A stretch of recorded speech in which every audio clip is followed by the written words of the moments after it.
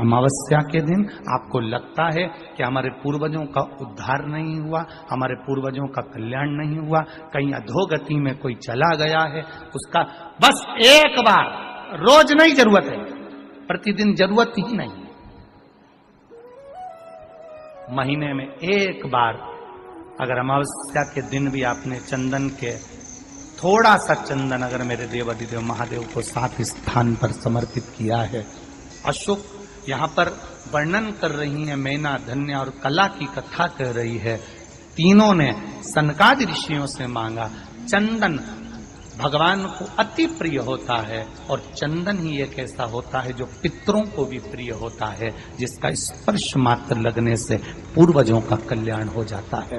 वो चंदन का 7 स्थान शिवलिंग के बताए हैं, जहां पर भूल से भी अगर कोई चंदन की उंगलियां लगा देता है, 7 स्थान ऐसे हैं जहां चंदन की मात्र उंगलियां लगा देने से ही शिव पितृलोक के पितरों को मुक्ति प्रदान करके वैकुंठ लोक का निवास दे देते हैं। 7 स्थान, और वो 7 स्थान जो चंदन के बताए गए हैं। पहला, भगवान देवाधिदेव महादेव के शिवलिंग पर चंदन का लेपन। समझ लेना जरा बहुत अच्छे से। आपको लगता है स्वप्न में कोई मुर्दे दिख रहे हैं, या कोई जल रहा है, या कोई मर रहा है, या कोई चला गया है, ऐसा भय लगता है। बच्चों को मानी भेजूंगी ऐसा हो जाएगा, पति को मानी भेजूंगी ऐसा हो जाएगा, कोई हमारे कोई गलत तो नहीं कर रहा है, आपको लगता है। 7 स्थान चंदन के बताएं महाराज। पहला शिवलिंग, दूसरा जहां गणेश जी का स्थान है, मालूम है ना सबको, जम के बोलो जरा, मालूम है ना सबको, जहां गणेश जी का स्थान है वहां अलग से गणेश जी बैठे, वहां नहीं। शिवलिंग में जलाधारी के ठीक सामने राइट में गणेश, लेफ्ट में कार्तिकेय, बीच में अशोक सुंदरी। तो पहला चंदन बाबा के शिवलिंग पर, दूसरा गणेश जी पर चंदन की उंगली, तीसरा षडानंद कार्तिकेय पर चंदन की उंगली, चौथा अशोक सुंदरी पर चंदन की उंगली, पांचवा जलाधारी पर चंदन की उंगली, छठा जो शिवलिंग का जल बह रहा है इसके ठीक विपरीत की ओर चंदन की उंगली, और 7वां चंदन नंदी के मस्तक के ऊपर जो 2 सींग लगे रहते हैं उस पर चंदन की उंगली। ये कब लगाई जाती है? या तो अमावस्या के दिन आपको लगता है कि हमारे पूर्वजों का उद्धार नहीं हुआ, हमारे पूर्वजों का कल्याण नहीं हुआ, कहीं अधोगति में कोई चला गया है, उसका बस एक बार, रोज नहीं जरूरत है, प्रतिदिन जरूरत ही नहीं, महीने में एक बार अगर अमावस्या के दिन भी आपने चंदन के थोड़ा सा चंदन अगर मेरे देवाधिदेव महादेव को 7 स्थान पर समर्पित किया है। अशोक यहाँ पर वर्णन कर रही है, मैना, धन्य और कला की कथा कर रही है। तीनों ने सनकादि ऋषियों से मांगा। चंदन भगवान को अति प्रिय होता है और चंदन ही एक ऐसा होता है जो पितरों को भी प्रिय होता है, जिसका स्पर्श मात्र लगने से पूर्वजों का कल्याण हो जाता है। वो चंदन का। आपके घर में पितृदोष है, आपको ऐसा महसूस होता है, आपको लगता है, तो किसी भी नवरात्रि के पहले जो अमावस्या पड़ती है, मान लो अपन अमावस्या पड़ी, आप एक अंदाजा लगाइए, तो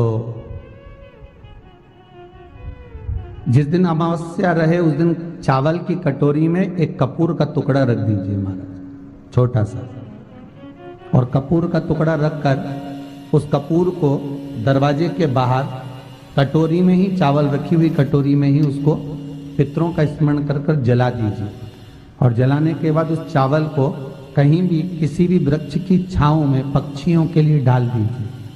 शिव महापुराण की कथा कहती है, अगर मान लो पितृ आपको कष्ट दे रहे हैं, पितृ आपको तकलीफ दे रहे हैं, कोई काम नहीं होने दे रहे हैं, या कहीं आपको ऐसा लगता है कि पितरों का दोष है, तो वो पितृ दोष देवी अब ये जो आप करेंगे ये कब कर रहे हैं? अमावस्या के दिन आप उसको रख रहे हैं। अमावस्या के दिन उसको रख कर रात भर आपने रखा कपूर के साथ में, सुबह एकम पड़ गई, नवरात्रि लग गई, उसी दिन उसको जलाकर आपने पटक दिया। अर्थात उससे देवी और पितृ इन दोनों का आशीर्वाद जो प्राप्त होता है तो घर में से पितृदोष समाप्त होकर लक्ष्मी की वृद्धि प्रारंभ हो जाती है, कार्य में सिद्धता आ जाती है। मान लो अगर पितृदोष है तो करो, नहीं है बड़े अलमस्ती से रहो, तो ये पितृदोष का स्मरण। तो यहाँ शास्त्र कह रहा है कि पितरों का जो लोक होता है, पितर जो लोक होता है, उस पितृलोक में 64 योगिनियां प्रवेश नहीं करती। शिव महापुराण कर रही है, शंकर की कथा कर रही है। एक छोटा सा उपाय अवश्य करिएगा। मान लो आपको लग रहा है कि आपके घर में पितृदोष है, आपको ऐसा महसूस होता है, अमावस्या पड़ती है, चावल की कटोरी में एक कपूर का टुकड़ा रख दीजिए, मान छोटा सा, और कपूर का टुकड़ा रखकर उस कपूर को दरवाजे के बाहर कटोरी में ही, चावल रखी हुई कटोरी में ही उसको पितरों का स्मरण कर कर जला दीजिए। और जलाने के बाद उस चावल को कहीं भी किसी भी वृक्ष की छांव में पक्षियों के लिए डाल दीजिए। शिव महापुराण की कथा कहती है अगर मान लो पितृ आपको कष्ट दे रहे हैं, पितृ आपको तकलीफ दे रहे हैं, कोई काम नहीं होने दे रहे हैं, या कहीं आपको ऐसा लगता है कि पितरों का दोष है, तो वो पितृदोष देवी, अब ये जो आप करेंगे ये कब कर रहे हैं? अमावस्या के दिन आप उसको रख रहे हैं। अमावस्या के दिन उसको रखकर रात भर आपने रखा कपूर के साथ में, सुबह एकम पड़ गई, उसी दिन उसको जलाकर आपने पटक दिया। अर्थात उससे देवी और पितृ इन दोनों का आशीर्वाद जो प्राप्त होता है तो घर में से पितृदोष समाप्त होकर लक्ष्मी की वृद्धि प्रारंभ हो जाती है। अमावस्या के दिन प्रदोष काल में, प्रदोष के समय पर, प्रदोष काल में शाम के समय पर जाकर किसी भी नदी, तालाब, बावड़ी, कुआं, कहीं ना कहीं जो आपके पास में हो, वहां पर एक घी का दिया, बत्ती का मुंह दक्षिण की ओर कर कर अवश्य जला कर जाना, सारे पितृ दोष समाप्त हो जाएगा। अगर नदी, तालाब, बावड़ी, कुआं नहीं है तो पीपल का वृक्ष हो या बेलपत्री का वृक्ष हो या बट का वृक्ष हो, उसके नीचे लगा दो प्रदोष काल में। पर अमावस्या के दिन लगाएं जरूर। क्यों? क्योंकि अमावस्या 16 दिन तक पितृ मृत्यु लोक में आने के बाद में भोजन ग्रहण करते हैं। अमावस्या के दिन पितृ शाम के समय प्रदोष काल में शंकर भगवान का नाम जाप कर कर नदी, तालाब, बावड़ी पर पानी पीने जाते हैं। वहां से जल का आचमन कर कर पितृ अपने लोक को चले जाते हैं प्रदोष काल के समय पर। इसलिए प्रदोष काल में जलाशय के पास में बावड़ी, कुआं, नदी, तालाब के किनारे पर दिया लगाया जाता है दक्षिण की ओर मुख कर कर बत्ती का, तो पितृ आशीर्वाद देते हुए जाते हैं कि फलो फूलो, आगे बढ़ो, उन्नति करो, तरक्की करो। ये पितरों का आशीर्वाद रहता है, पितरों का वर रहता है। आप देंगे, कुछ करा ना करा, फिर अमावस्या के दिन उस दिन दिया दक्षिण की ओर बाती का मुख कर कर। 7 स्थान ऐसे हैं जहां चंदन की मात्र उंगलियां लगा देने से ही शिव पितृलोक के पितरों को मुक्ति प्रदान करके बैकुंठ लोक का निवास दे रहे। 7 स्थान, और वो 7 स्थान जो चंदन के बताए गए, पहला भगवान देवाधिदेव महादेव के शिवलिंग पर चंदन का लेपन। समझ लेना जरा बहुत अच्छे से। आपको लगता है स्वप्न में कोई मुर्दे दिख रहे हैं, या कोई जल रहा है, या कोई मर रहा है, या कोई चला गया है, ऐसा भय लगता है, बच्चों को मानी भेजूंगी ऐसा हो जाएगा। जिनके यहाँ पितृदोष होता है, काल सर्प दोष होता है, वास्तु दोष होता है, उनको ज्यादा कुछ नहीं करना होना। महाराज एक बेल का फल लीजिए, उसके अंदर का जो गुर्दा होता है, अंदर का जो भाग होता है, उसको निकाल लीजिए, और उस बेल के फल में आटा सेक कर उसमें शक्कर मिलाकर उसको उसके अंदर भरें। अमावस्या के दिन सुबह 10 बजे से पहले उसको अपने घर में घुमाने के बाद में जिसको काल सर्प दोष बताया है, पितृदोष बताया है, या वास्तु दोष का स्मरण बताया है, घर में सब दूर घुमाकर अपने परिवार का हाथ का स्पर्श कराकर पीपल के पेड़ के नीचे का खड्डा खोदकर उस बेलपत्र के उस फल को दाब दीजिए। महाराज केवल एक अमावस्या करना रहता है, पितरों के दोष से मुक्ति मिलती है और हमारे घर के कार्य सफल होना प्रारंभ हो जाता है।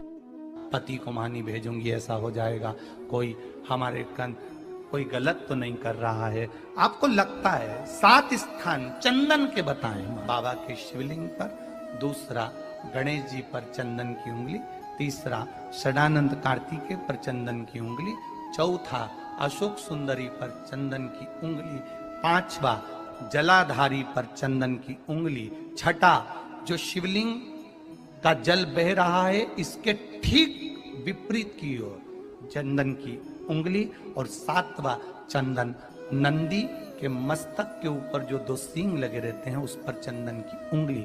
ये कब लगाई जाती है? या तो अमावस्या के दिन आपको लगता है कि हमारे पूर्वजों का उद्धार नहीं हुआ, हमारे पूर्वजों का कल्याण नहीं हुआ, कहीं अधोगति में कोई चला गया है, उसका बस एक बार, रोज नहीं जरूरत है, 4 दिन दुकान अच्छी चले, बाकी के समय बैठना पड़े, समझ लेना पितृदोष। घर में बच्चे चिड़चिड़े हो जाए, गलत संगति में डूब जाए, समझ लो चिड़चिड़ हो रहे हैं, पितृदोष। घर के बच्चे माता पिता का आदर न करें, सम्मान न करें, तेज आवाज में बात करें, समझ लो पितृदोष। पितृदोष मालूम पड़े। और इतने से भी अगर आप नहीं समझ सकते, परिवार का कोई एक व्यक्ति जब जब भोजन करने बैठे तब तक उसकी थाली में बाल आए, भले वो होटल में खाए तो भी बाल आ जाए, वो कहीं खाना खा रहा है तो बाल आ जाए। 8-15 दिन में, 4 दिन में, 3 दिन में, 2 दिन में, 6 दिन में आपकी थाली के भोजन में अगर बाल निकल रहा है, केश निकल रहा है, समझ लेना कि पितृ आपसे कुछ मांग रहे हैं, पितृ आपसे कुछ चाहते हैं। महाराज एक बेल का फल लीजिए। क्या लेना है? बेल का फल, बेलपत्री का जो फल होता है उसको ले लो, उसके अंदर का जो गुर्दा होता है, अंदर का जो भाग होता है उसको निकाल लीजिए, और उस बेल के फल में आटा सेक कर उसमें शक्कर मिलाकर उसको के अंदर भर लीजिए। अमावस्या के दिन सुबह 10 बजे से पहले उस बेल फल में जिसमें तुमने पंजेरी भरी है, आटा सेक कर भरा है शक्कर के साथ में, उसको अपने घर में घुमाने के बाद में जिसको कालसर्प दोष बताया है, पितृदोष बताया है या वास्तु दोष का स्मरण बताया है, घर में सब दूर घुमाकर अपने परिवार का हाथ का स्पर्श कराकर पीपल के पेड़ के नीचे तक खड्डा खोदकर उस बेलपत्र के उस फल को दाब दीजिए। महाराज केवल एक अमावस्या करना रहता है, पितरों के दोष से मुक्ति मिलती है और हमारे घर के कार्य सफल होना प्रारंभ हो जाते हैं। कार्य की सफलता होती है, कार्य में सफलता प्राप्त होने लगती है। हम तो कई बार कहते हैं महाराज जी, अगर ऐसा लगे किसी औषधि को आप ले रहे हैं, मालूम पड़े कि औषधि आपको लग नहीं रही है, शिव महापुराण की कथा करेंगे, मान लो औषधि आपको नहीं लग रही, आपने औषधि बहुत दिनों से ले रहे हो, कोई दवाई, मान लो आप किसी भी दवाई को ग्रहण कर रहे हैं और वो औषधि लगी नहीं रही है, वो शरीर को लगी नहीं पा रही और आप ठीक ही नहीं हो पा रहे, 15 दिन हो गए, 8 दिन हो गए, बताओ, उतना की उतना ही कैटरीना है, उतना ही उतना अपना भरा हुआ, वही की वही लीवर, वही की वही किडनी, वही की वही स्मरण, सभी कुछ वही वही है, उतना की उतना ही। बीपी भी ऊंचा नीचा चल रहा है पर लेवल में नहीं आ रहा, शुगर भी लेवल में नहीं आ रही, तो प्रयास करा करो महाराज, बेलपत्री के फल का जो गुर्दा है, अंदर का जो भाग है फल का, उसको पानी में गला लीजिए और प्रदोष कम से कम प्रदोष नहीं हो और बीमारी जरा दवाई लगी नहीं रही हो तो बिना प्रदोष के भी कर सकते हो, उसको पानी में गलाइए। आधा घंटा पानी में, जैसे आपको सुबह मंदिर जाना है 10 बजे, तो सुबह स्नान कर कम से कम 6:30-7 बजे उसको पानी में गला दीजिए और उस बेले के फल का गुर्दा से गला हुआ पानी शिव जी को ले जाकर समर्पित कर दीजिए। महाराज उस पानी में से थोड़ा सा 1 चम्मच पानी शिव जी पे चढ़ा हुआ लेकर आ जाइए। उस पानी को जो बीमार व्यक्ति है उसको औषधि देने से पहले मात्र आधी चम्मच से भी आधा चम्मच उसको दे दीजिए।